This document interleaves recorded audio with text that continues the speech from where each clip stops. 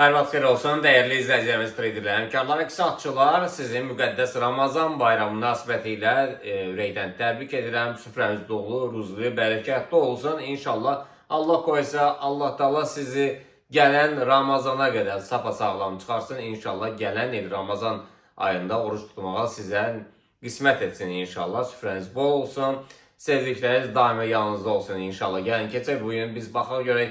Keçən həftə nələr baş verdi? Yəni bildiyiniz kimi funtun dolar rəqabəti 1.30'lara qədər cəhd etdi və ondan yuxarı istiqamətdə hərəkət edən gücü çatmadı və bu həftə ərzində yuxarı doğru istiqamətlər olacaq. Funtun dolar rəqabətində, euro dolar rəqabətində isə bir saatı zaman intervalında qiymət trenddən çıxdı və yuxarı doğru istiqamətə davam edir. Hədəflər 1.09600'lərə kimi olacağı proqnozlaşdırırıq. Və eyni zamanda keçək biz qızla, qızıl kimi qalxdı mı sonuna gəldi desə, təbii ki, yeni rekord səviyyəsini vurdu və biz Dubai'də olanda yeni bir rekord səviyyəsi, yəni 3087'lərə qədər qalxdı. Ondan sonra korreksiyalar oldu, növbəti hədəflər hansı istiqamətdə olacaq? Təbii ki, növbəti hədəflər bunu əvvəlcədən biz proqnozlaşdırmışıq, 105'lər, ondan sonra isə təbii ki, çox üzrə 3105'ləri nəzərdə tutmaq istəyirəm. Yəni 3105'lər, ondan sonraki hədəflər 3207'lərdir. Təbii ki,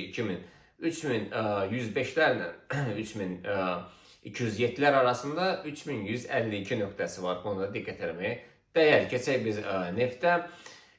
Neft aşağı doğru istiqamətində davam edir. Kəskin olaraq 5-ci gün dəyər itirdi və support 72'lərdir. Ondan sonra aşağıdakı hədəflər isə 71-50'lərdir. Yəni Bitcoin'e gəldi isə Bitcoin 2 gün dəyər aşağı doğru istiqamətdən davam etdirdi və hədəflər deyir ki 81-9'lər nəzərdə tutulur. Yəni aşağı doğru istiqamətində yavaş-yavaş, yəni aşağı dünən də yəni sürətlə, yəni aşağı doğru istiqamətdən davam etdirdi və yəni bugün korreksiyalar, yuxarıdakı hədəflər isə korreksiya hədəfi isə 85'lərdir. Belə əzizlərim, özünüzə yaxşı baxın, bir daha bayramınızı səmimi qəlbdən təbrik edirəm, sağ olun.